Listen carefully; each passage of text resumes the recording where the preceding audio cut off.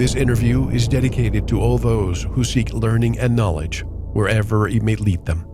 It should and will open your mind not only to the dark side of academia and the way truth is suppressed, but also to a multitude of topics, historical, literary, scientific, and medical, on which narratives handed down by universities are found wanting. What is more, it should reveal organizational, political, and financial problems within universities that compromise research and teaching in pursuit of the truth. It is hoped that intrepid seekers of the truth will help spread the word about the way that unbiased research and teaching is currently under attack within the university systems of the world. Get ready for the dark side of academia, how truth is suppressed. You are listening to VERITAS. If this is your first time, welcome home. To listen to tonight's full interview and all of our material, join the VERITAS family and click on the subscribe button at veritasradio.com.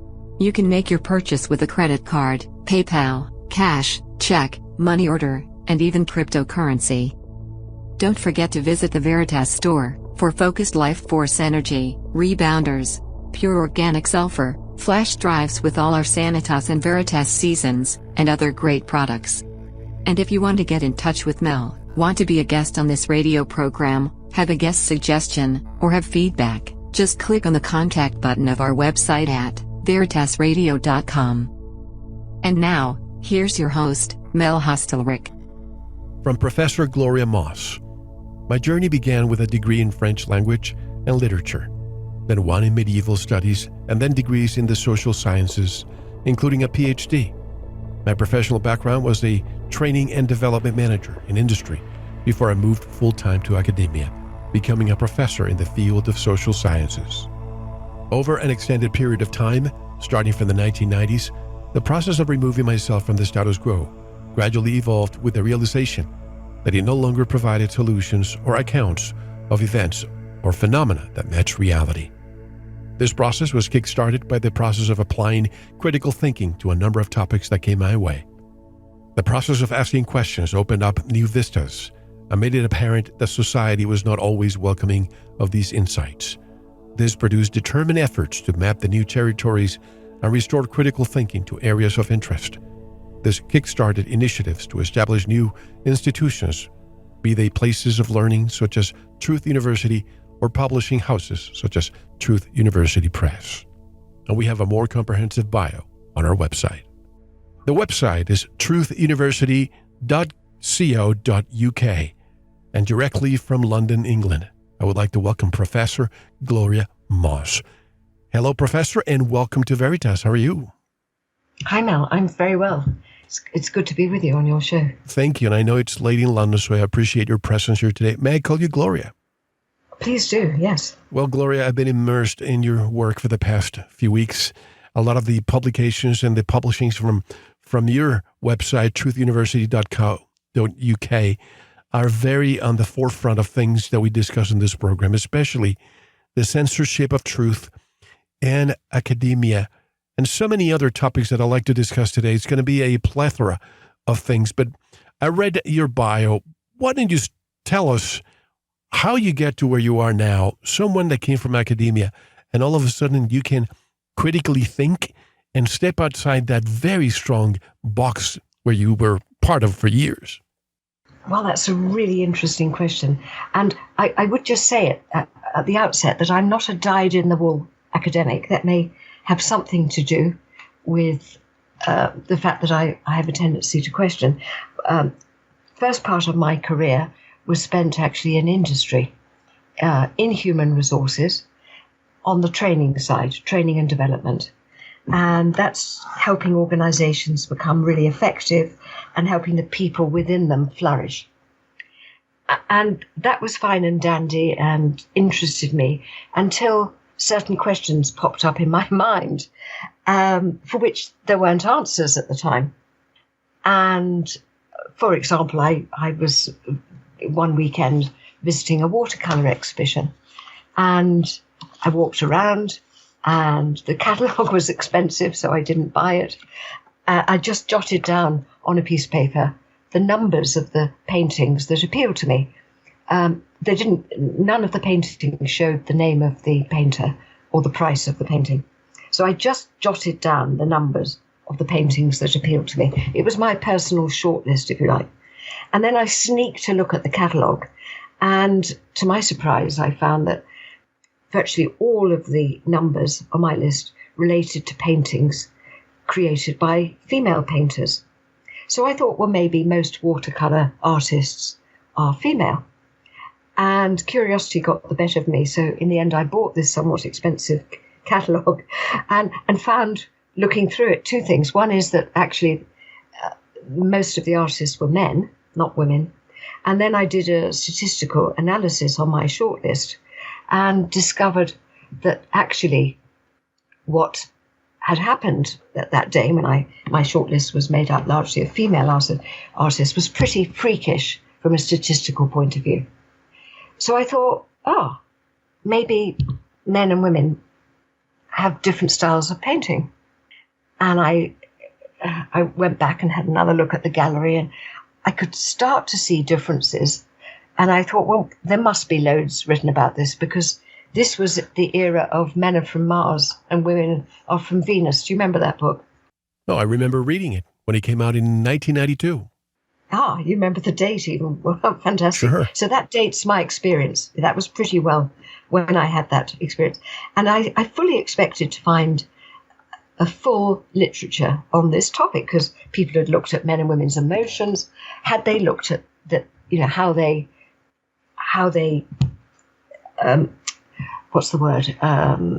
imagined visuals. And I did a proper literature review, and I found almost nothing, virtually nothing. Nothing on comparing the paintings or drawings or designs of males and females, and certainly nothing comparing their preferences.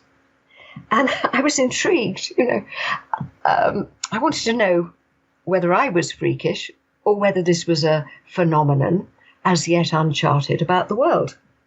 So that prompted my move from industry actually into academia. I spent many years researching this topic of gender and design, personality and design, nationality and design. How do these variables of gender, nationality and personality affect the designs that people both create and prefer? And 20 years on, I have some answers to that question, but they weren't there before because nobody had done the research. So how did I set out on this journey? I suppose accident is one way. Another way I found was spotting anomalies, finding that things didn't quite tie together. And I personally think that's a big trigger to a lot of the research that I'm interested in, and many of the people on your program are interested in. The official views of things often don't quite stack up. And I know it's important to mention this. The book, most of the interview, I like to focus on many other things, but the book, very important to discuss the dark side of academia. This is a professor who obviously wants to remain anonymous. Your company is the publisher of this book. Why is it so important for somebody today to keep himself or herself anonymous? Is it because of fear of retribution, fear of being let go from academia, or worse? I think it's all of those things, Mel. I think it's all of those things. I think many people would say that the system, if we can describe that the university system and the media system, is there to control information. And those people who seek to disturb the information that's provided do so to some extent at their own peril. And so people who want to draw people's attention to failings in the official narrative are probably wise to do that on an anonymous basis. And anyway, I think we're living at a time when many people would say that ego must be foregone, that we need to move forward with our higher selves and leave ego behind. So whoever's written this book does not need the sort of praise, or should we say opprobrium, that some people might be levelled at the book. Truth needs to be put out, and the identity of the people who put out truth doesn't much matter, as long as we know that the people who put out that truth have credibility. And the fact that this book is written by a secret professor tells us that the academic in question reached a certain status. It's not easy to reach the position of professor. So that tells the reader that the book is written by somebody who has some clout within the system. When it comes to science, science is all about observation, replication, and prediction. That is, to me, the distillation of what truth is all about. Why is academia trying to suppress the truth these days? Well, I talked about the system. I personally would see universities and academia as part of the system, and perhaps no different from other parts of the system. A handmaiden, if you like, to other parts of the system, working closely with the governments of the respective countries, working closely with international funding bodies. I mean, if you look at the Bill and Melinda Gates Foundation, for example, they're funding research across the world.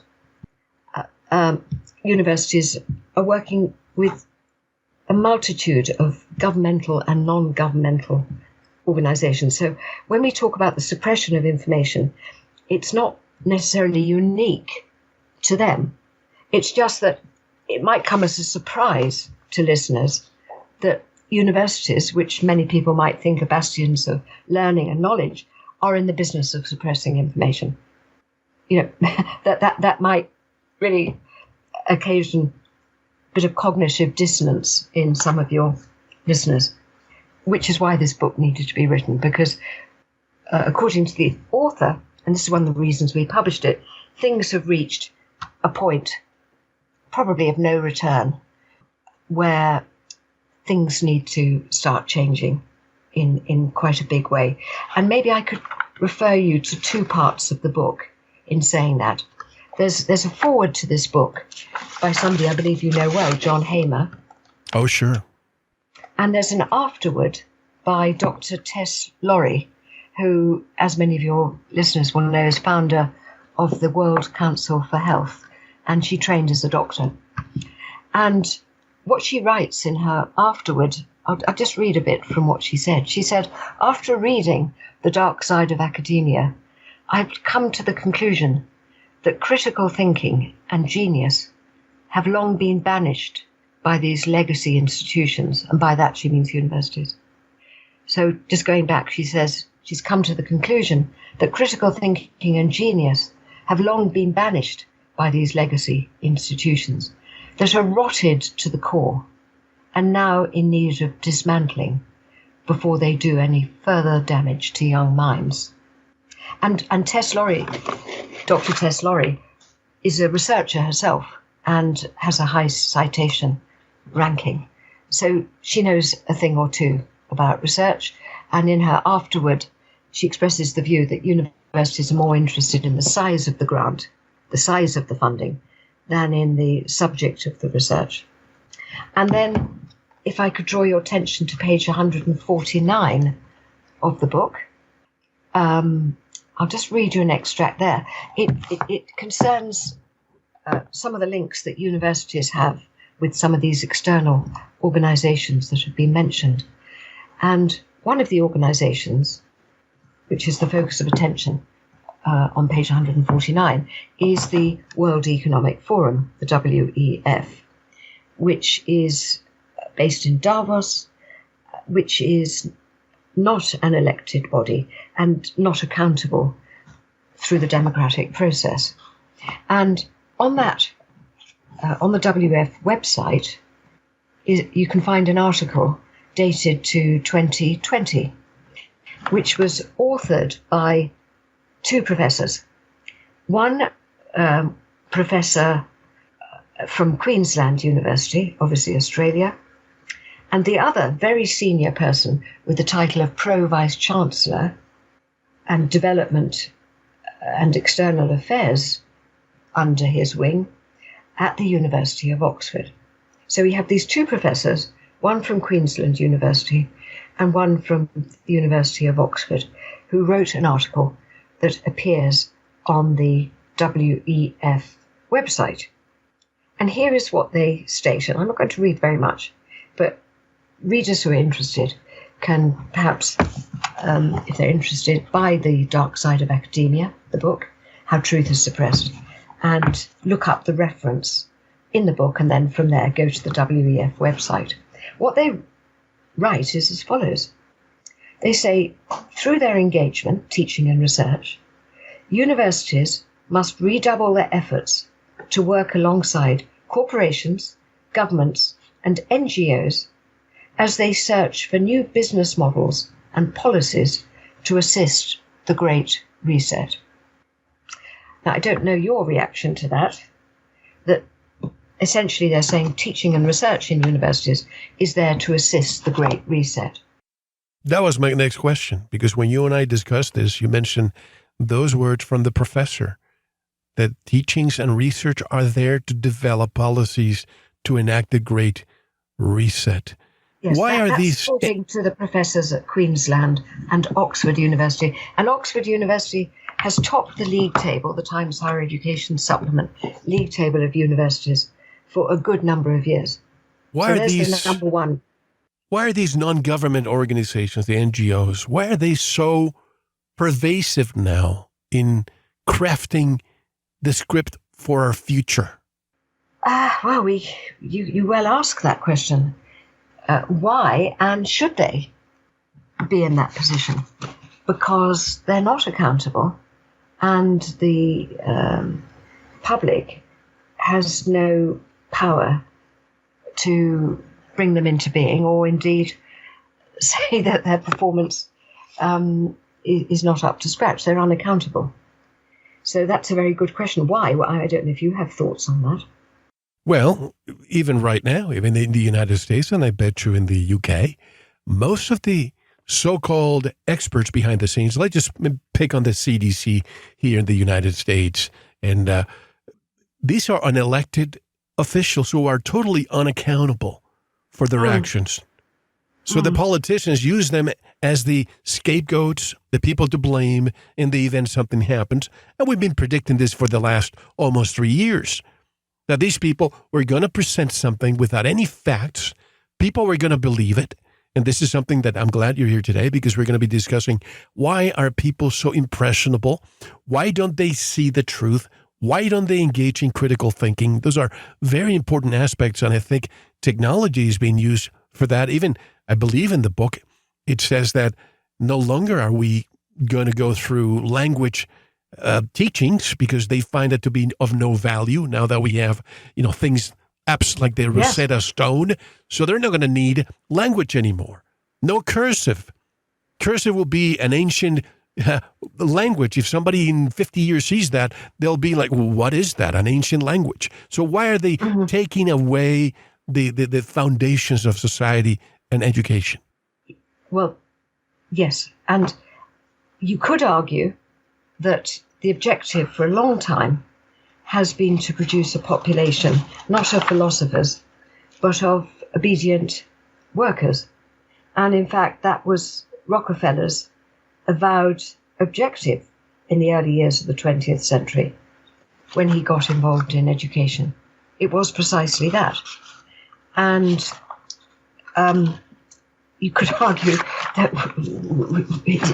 it's business as usual now. I mean, here in the UK schools minister in 2015, somebody by the name of Nick Gibb, so he was minister in charge of schools, he described education as the engine of the economy. Now, that may be an aspect to education, but does that explain everything about education?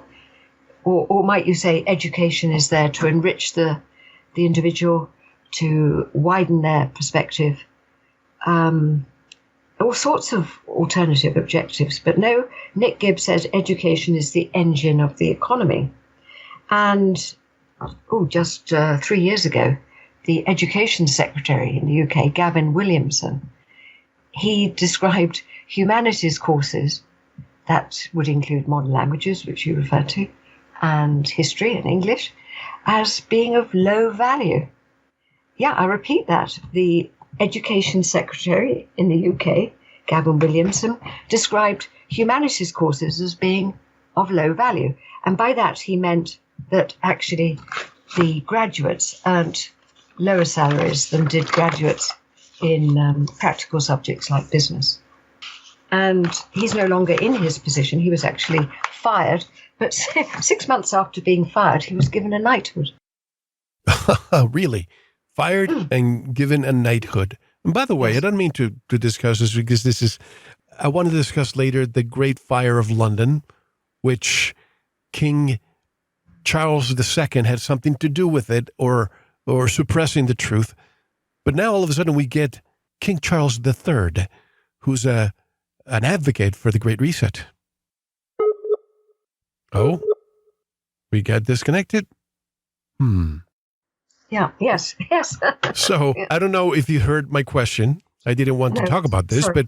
but we're going to be discussing later the Great Fire of London because I've been discussing the great fires all over the world, and a lot of them do not make sense. Mm-hmm. And something came to mind. King Charles II was one of the ones responsible for censoring the truth or suppressing the truth at the time in the 1600s. And now we get King Charles III, who's an advocate for the Great Reset. He's an ally of the World Economic Forum. What's your take on the new kingship? Well, the name Charles doesn't bring a lot of confidence based on the history, right, preceding history of the two earlier Charleses. We can only hope that this Charles does things differently. And as you say, he, on his personal website, emblazoned across the top were the words, the Great Reset. I believe that's now been removed, which is good because constitutional monarchs should not be expressing affiliations with, certainly not with bodies outside of the country in which they preside as kings or queens. That would be strictly unconstitutional. So it remains to be seen, doesn't it, how things evolve.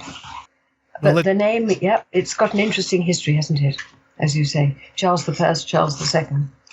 We'll discuss the Great Fire later, but again, talking about academia, why do universities matter?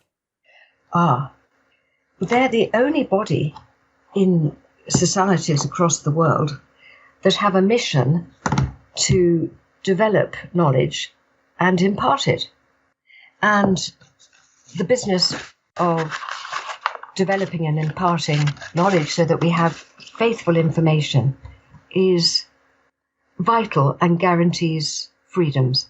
And in saying that, I'm very much minded of Thomas Jefferson, your third president, who very wisely said that if a nation expects to be ignorant and free, it expects what never was and never will be.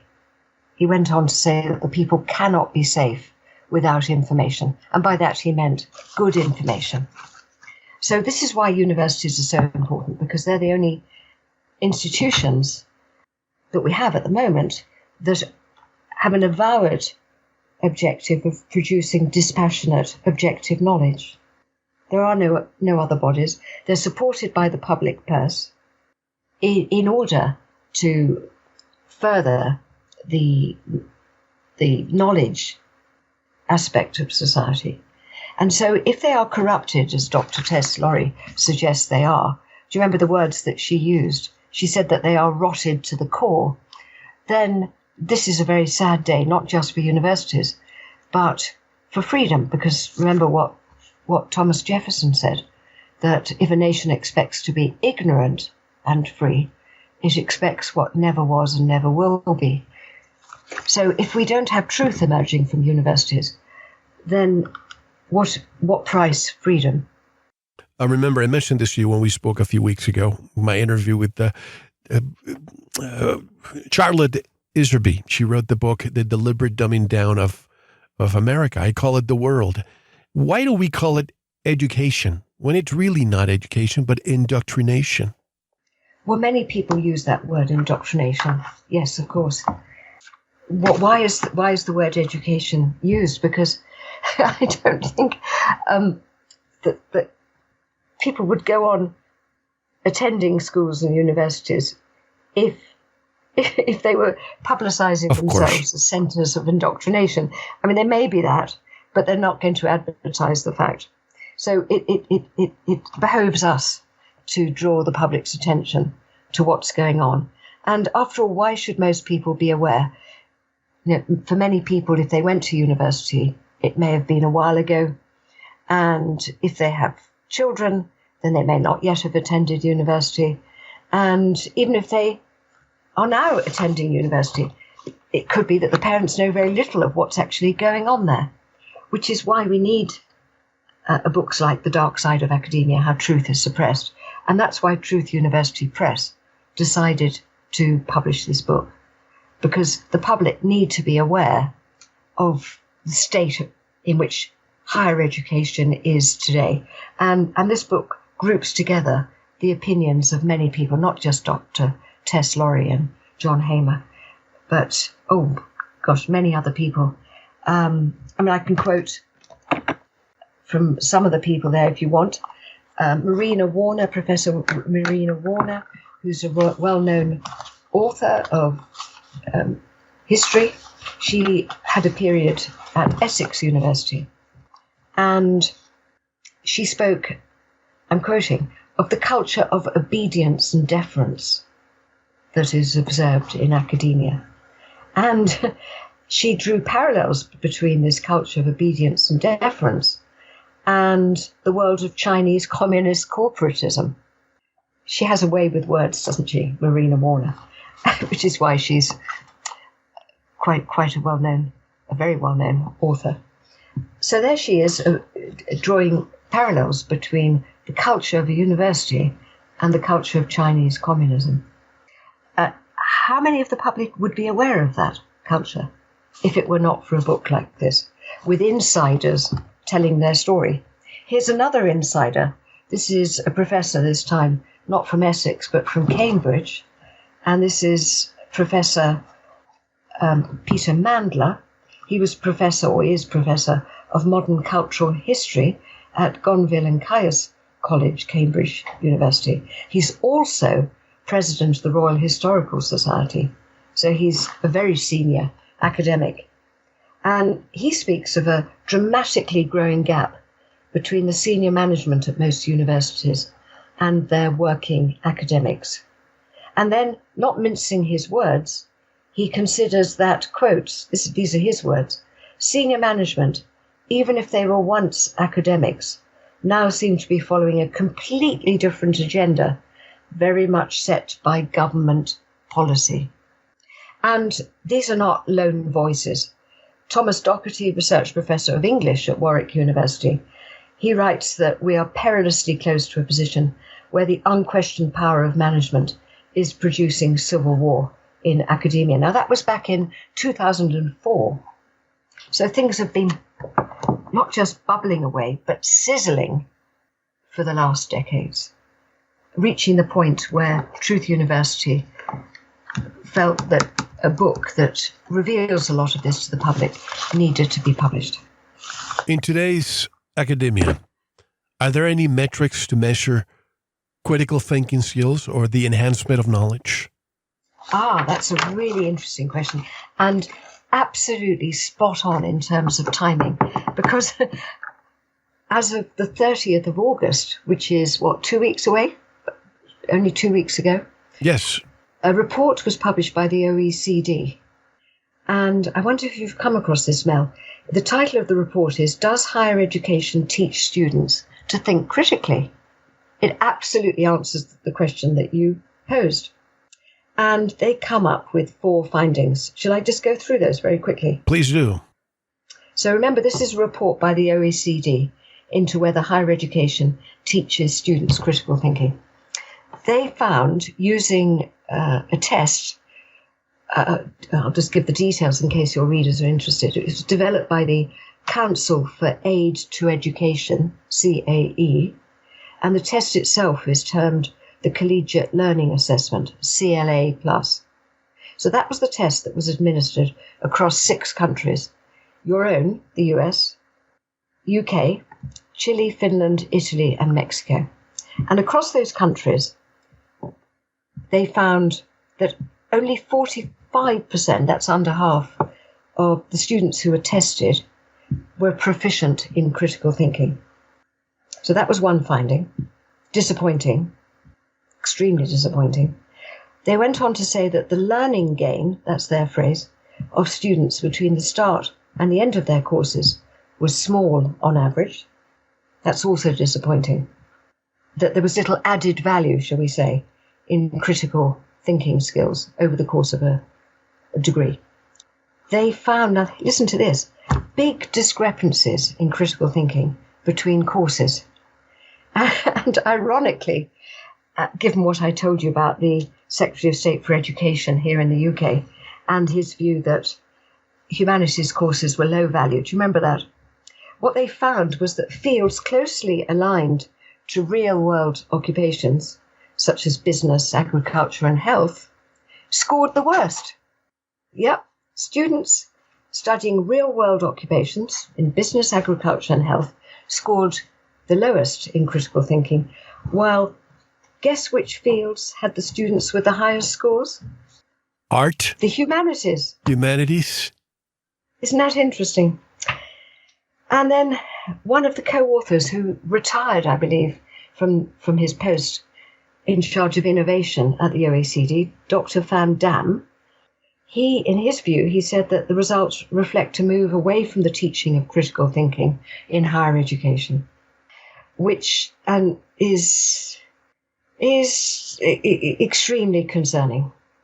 Extremely concerning. So why is it that now they're focusing on arts, humanities, for anybody that wants to study business? Isn't business, for example, in the UK, don't the universities there attract a lot of students based on the business education that you provide? But now they're really focusing on, employees are focusing on hiring people with less business experience, or not experience, but education, and they're focusing on people with humanities and liberal studies and so on. Well, again, that's interesting that you mentioned that, because there is starting, it seems to be, a tendency for big employers to stop recruiting exclusively from graduates.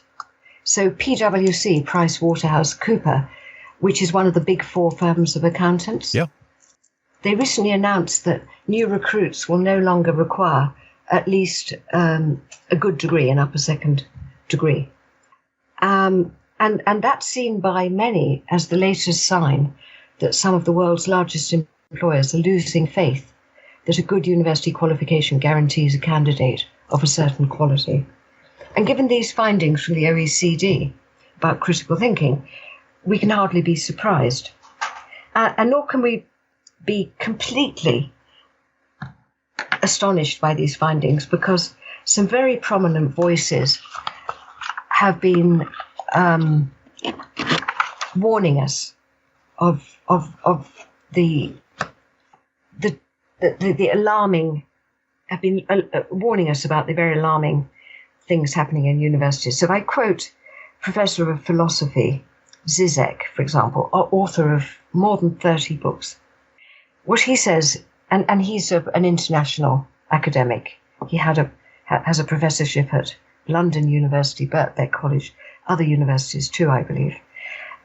He said that the whole business of creating metrics, I don't know if you have that in the US, but over here in the UK, there are league tables which slice universities by a number of different activities and rank them. In his view, university metrics are transforming universities into, and this is his quote, factories producing experts.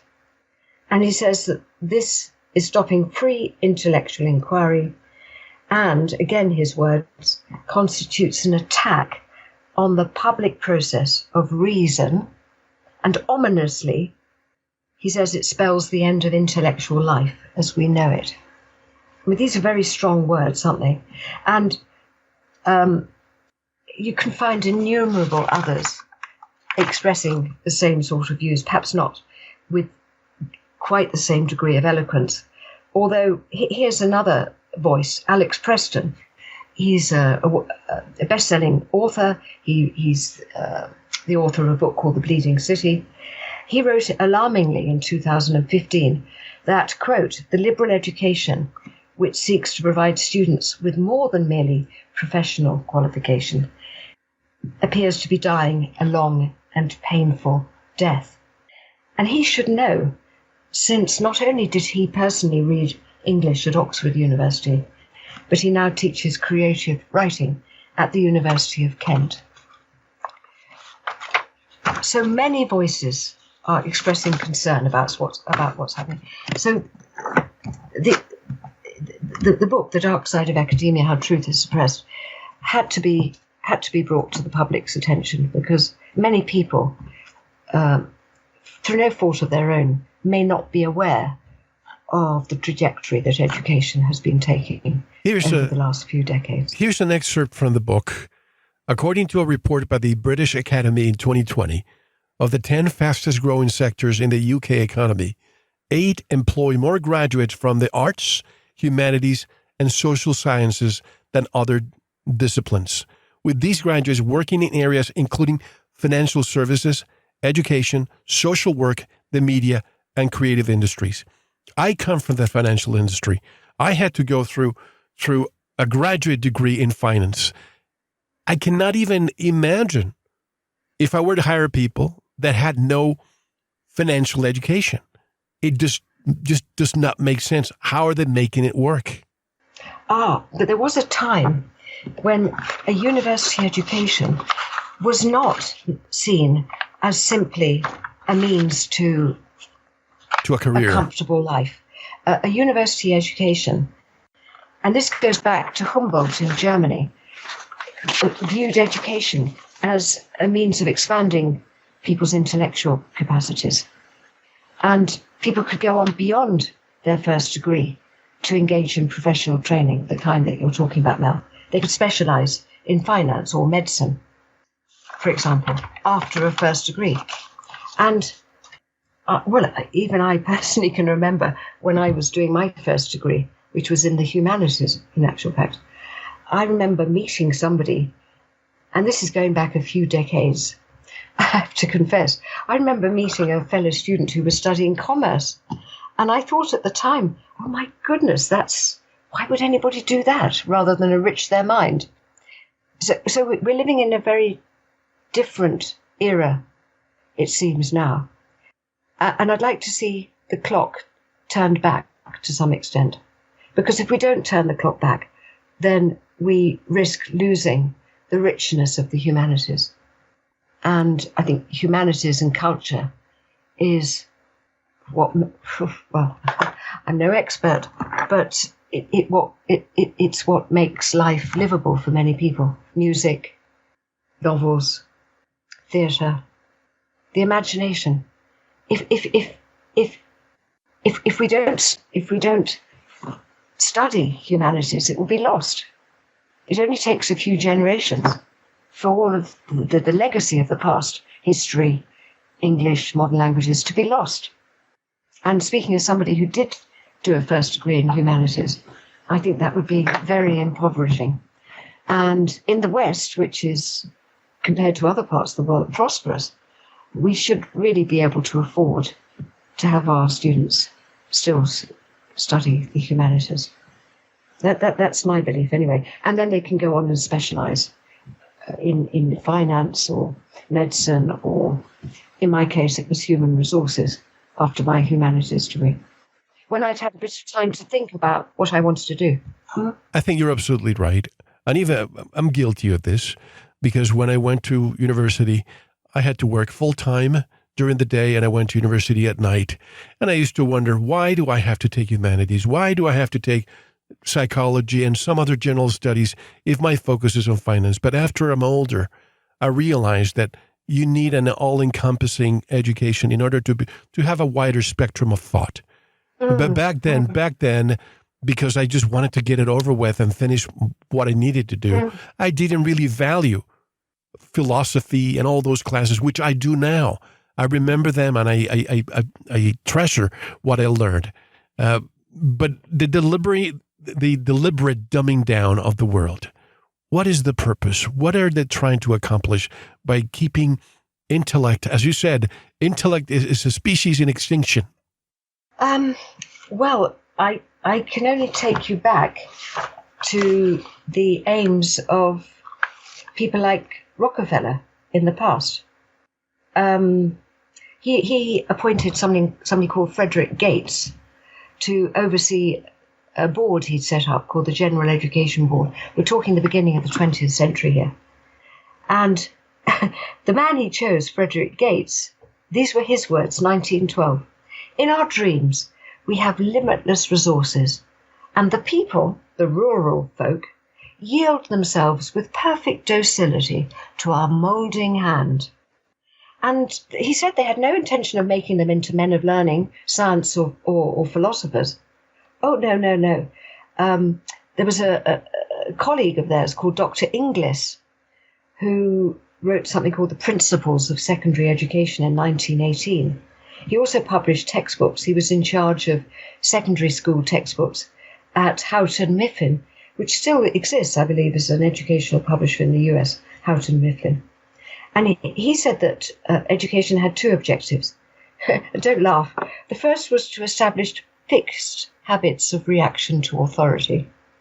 And the second was to make children as alike as possible. These are I take these quotes from John Taylor Gatto, whose book is famous. Oh, sure. He was in charge of the man who expressed those views, that the aim of education was to make children as alike as possible.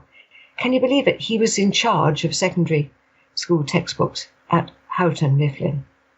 And so there has always been this objective, I'm not saying it's correct, on the part of senior people in the establishment to use education as a tool to mould people. Very different from Jefferson's objective there, as you can see. And, oh gosh, if we go back to Frederick the Great of Prussia in the 18th century, he liked waging wars. He was known as the Soldier King, and he liked to extend his territory, and he waged war on Silesia and other neighbouring countries. He said that if soldiers were to begin to think, not one of them would remain in the army. And he went on to say that an educated people can be easily governed. Well, given the right sort of education. So there has been a strong push for education systems that encourage conformity and turn out good workers, if you follow my drift. I follow your drift, and I think of so many more things. For example, I go back in time and I remember my parents having to buy textbooks every single year. I had 4, there were 5 of us. And every single year, the book changed a few words, and the publishing house, Houghton Mifflin, one of them, which is still alive, they had to do this every year. They say every 3 to 4 years because that is essentially how they keep business rolling. The prices of books also rises in tandem with every new release. But that's another industry. I think education, just like big pharma or defense or energy, is just an industry on its own. And don't get me started when it comes to student loans. I don't know if you have the same situation in the UK that we have here in the United States. It is an industry, and a massive industry. And I did a rough calculation. I mean, UK is obviously much smaller than the US, but out of its 66 million or so population, I calculated that, about 35, half of the population, go through the education system over a 10-year period. Well, that's an awful lot of textbooks, isn't it, if you think about it?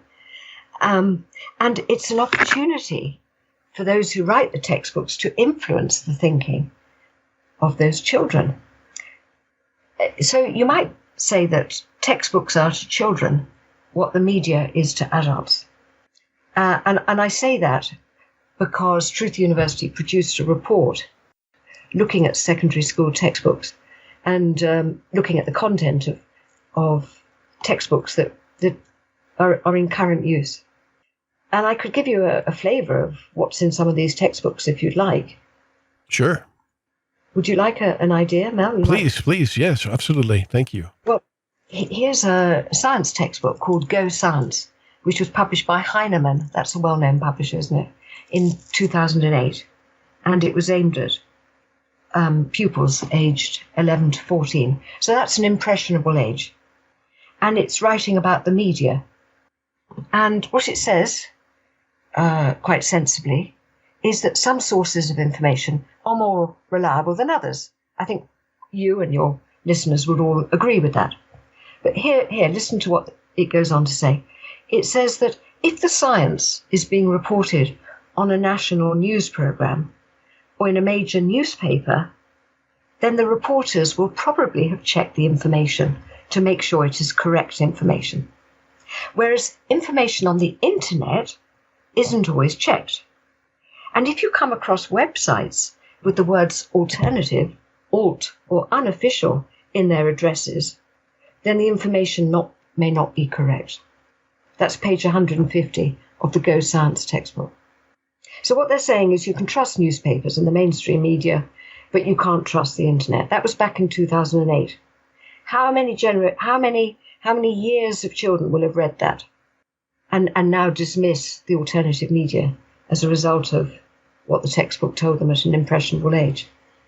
Well, even with the internet, you probably know this. I mean, at least in the United States, I don't know if in that part of the world, but Google reigns when it comes to the curating of facts, so-called facts here. And what a lot of people don't know is if you put any term, let's put Shakespeare as an example, the truth about the reality behind the character Shakespeare. And if you go to Google, maybe they'll show you 10 pages. It will say that it found 500 million links, but it only gives you about 100. So they only give you what they want you to see. And most people, because of their short attention span, will not go beyond the third page. And they don't question, why are you covering 98% of the data? Yes. It's selective. They're selective. And that was the impression that this report had and affected the conclusions of this report, which is available. There's a summary of the report on the Truth University website. That's www.truthuniversity.co.uk. There's an article summarising the report, looking at these school textbooks. And that was written very recently. I think it was written about 6 months ago. So it's all up-to-date information. And the conclusion was that there were many, many errors in these textbooks and also omissions. Now, when it comes to what we said earlier about modern language, the students not being able to learn that anymore because of the apps like Rosetta Stone, is automation replacing some university majors? In other words, why learn a language when you can speak to your mobile device and it will translate and even speak for you? Yes, but this would be a very terrible downturn for humanity. I speak as somebody whose first degree was not just in the humanities, but in modern languages.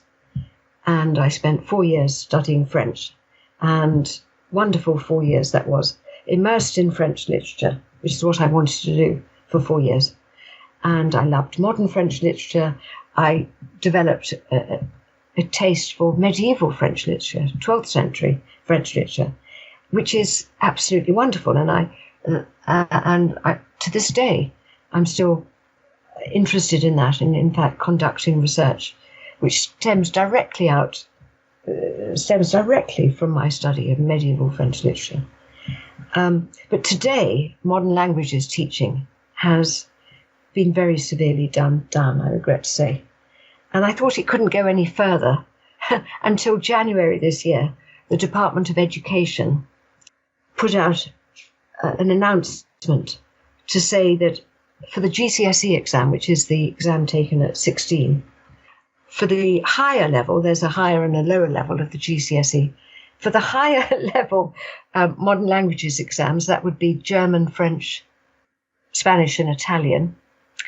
For the higher level GCSE, taken at 16, the maximum number of words required was 1,700 words. Now, that may sound a lot, I don't know, but that is the typical vocabulary of a 4-year-old child, 1,700 words. And, whereas an adult would have anything between 20 and 30,000. So here we have the Department of Education advocating reducing the standard still further from the rather low standard it had already reached, saying that no more than 1,700 words in the foreign language were required to get a higher level GCSE. That, as I say, is the vocabulary of a 4-year-old. That's just incredible. And it's terrible. As I say, it's. I'm really lost for words, actually. What the consequences of this are. It makes it very difficult for those people to access the rich literatures of those nations. I mean, we're not just talking European nations, but Spanish is widely spoken across the world. It makes it very difficult for people to access the rich German literature, the rich French literature, never mind the cultures, the musical cultures, the songs. The leader of Schubert or Schumann, it would pass you by if you couldn't understand the language, because the music complements the language. I happen to be an amateur pianist, so I love Schubert and Schumann songs. And well, I mean, we don't have to stay with this situation. That's the point. We know what the problems are. The dark side of academia, how truth is suppressed, has set down the rather dark place we're at now. And I think now we're faced with the task of rebuilding. What do you think, Mel? No, absolutely. And what you said, for example, a few years ago, I went with my family to Vienna, Austria for the first time. And, we love classical music. And what you just said right now, if part of that trip was just to go to the places where Schubert and the Haydn and Schoenberg and the rest of them were able to create that magnificent creations that we enjoyed today. And if we had to impress upon them, if they were still alive today, I wonder what they would say about the state of education that we have. It's just incomprehensible. You probably have heard. I think they would, because the standards in their day was high. You can see this very easily if you look at the world of music. As I say, I'm an amateur pianist. Music was a big thing in my family. My mother was a concert pianist, and I never wanted to take it that far, but I've always loved music. And there's a couple of collections, one by Schumann and one by Tchaikovsky, of piano pieces written for young people. Those collections, in their titles, explicitly say that they were written for young people. And that gives you a benchmark for what young people were capable of playing back then in the 19th century. It astonishes me that the standard was so high then. The standards of attainment were so high. And we hear that Queen Elizabeth I, for example, had a personal tutor, and she was fluent in ancient languages as well as French. Now, I really think we have to rebuild. We have to try and restore some of what we had. And sometimes going back in time, I don't think is necessarily a bad thing. No. I don't know. I think we have de-evolved. This might not seem relevant to the conversation, but I believe this is part of the book. When I look at the magnificence of many university buildings, you look at Oxford, you look at some of the Ivy Leagues buildings in the United States and throughout Europe, I wonder if what is being taught matches the appearance of those buildings. That's a really good question to ask, and the book that Truth University has published does pose that question quite explicitly, does the research match the lavish style of the university buildings? And I regret to say that it concludes that it does not. And it opens with quite an amusing example. Don't know if you had a chance to see this one now, about some research at an Oxford college, actually, by a professor of French who was interested in the 19th century novel called Madame Bovary by Gustave Flaubert. Yep, the humanities, which some yes. people have claimed somebody, Kevin Childs, in an article in the Independent newspaper in 2021, he described that as possibly the greatest novel of the 19th century by Gustave Flaubert. It tells the tale of Emma Bovary, who has, she envisaged that she'll have a life of great excitement and prosperity, and the reality of her life doesn't quite match up. She marries a country doctor, and so dissatisfied is she that she takes two lovers, and there's a very raunchy scene in a carriage around Rouen Cathedral, which must have been quite something in its day. And in the end, so dispirited is she that she commits suicide by taking arsenic. Not a happy story. But Flaubert, the art of Flaubert is in the language, the beauty of the construction of the sentence. And on a good day, Flaubert might write 1 page in the week, or perhaps even 2. But that's as much as he would write, because the art of his writing is in the detail and the crafting of the individual sentence. A historian philosopher called Hippolyte Taine, who was contemporary with him, he had this to say about Flaubert, that the mental image of things was as true to Flaubert as their objective reality. So it was all in the mind, if you like. And it's very interesting that Flaubert himself wrote this, and these are his words. He said that the characters I create drive me insane. They haunt me, or rather, I haunt them. I live in their skin. And he famously said that when he was writing the end of the novel about Emma Bovary and the arsenic, quote, I had such a distinct taste of arsenic in my mouth that I vomited my entire dinner.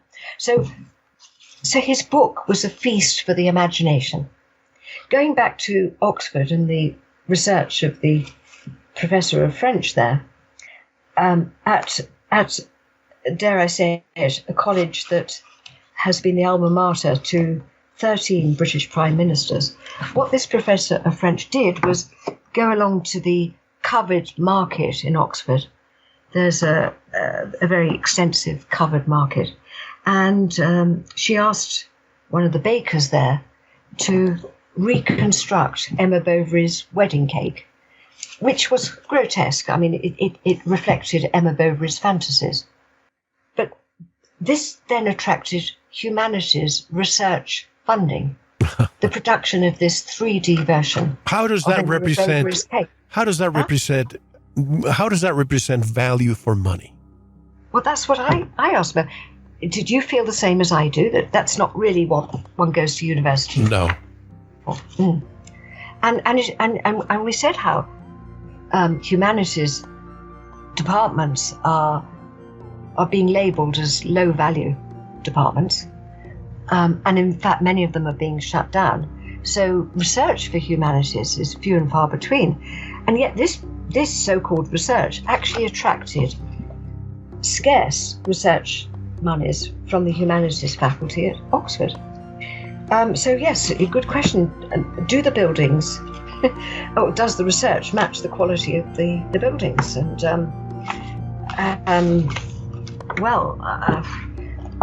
shall I quote you some examples of modern day research? Hold on, we have to take a one and only break. I want you to quote when we come back, because I also want to bring up something that might not be related to this, but I think they might.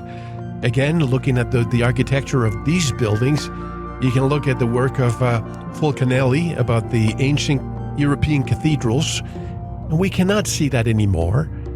That type of architecture is no longer available to us. I wonder what happened with that knowledge. But also when we come back, I want to discuss when we think of an institution being impartial, unbiased, neutral, I think of the media and I think of universities, or at least they used to be, neither of which is neutral today. I want to know, why are universities no longer neutral bystanders? But we'll get your answer on the other side. How can people buy the book? How can they reach your research, learn more about your work, and the Truth University website?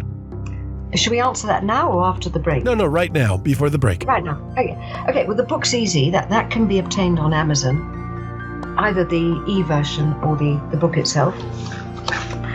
And, and Truth University, that can be accessed by the website, which is www.truthuniversity.co.uk.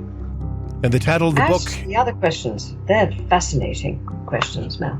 Yes, and the title of the book is The Dark Side of Academia, How Truth is Suppressed. Much more when we return. I'm here with Dr. Gloria Moss. This is Mel Hostelrick, and you are listening to Veritas. Don't go anywhere. Thank you for listening to the first part of this important Veritas interview. To listen to the rest, and all of our material, proceed to the Members section, or join the Veritas family by subscribing. Click on the subscribe button at veritasradio.com. You can make your purchase with a credit card, PayPal, cash, check, money order, and even cryptocurrency. Don't forget to visit the Veritas store for Focus Life Force Energy, pure organic sulfur, flash drives with all our Sanitas and Veritas seasons, and other great products. And if you're listening on YouTube, like, subscribe, and share it. And click the bell to be notified when new interviews are available. Now, proceed to the Members section or subscribe to listen to the rest of the interview. You don't want to miss it. Thank you for listening to Veritas. Because you don't want to believe. You want to know.